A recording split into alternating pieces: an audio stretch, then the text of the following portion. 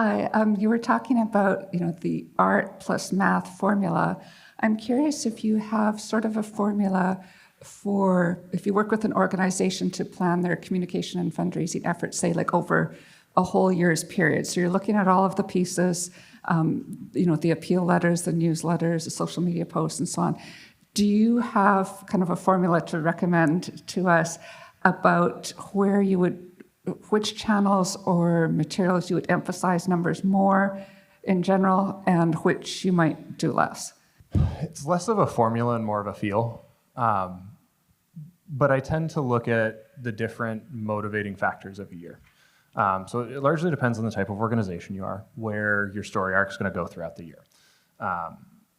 If you're an organization that serves veterans, you got a very important day coming up next week, Veterans Day.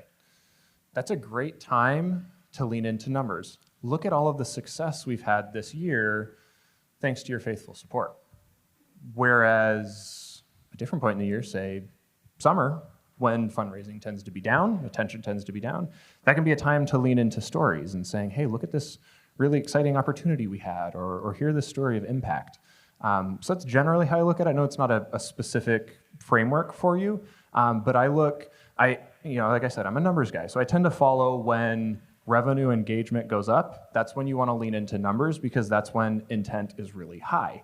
And when that goes down, that's when I lean into stories and reporting and gratitude because it creates that attention and that awareness building into those times when intent to give is high.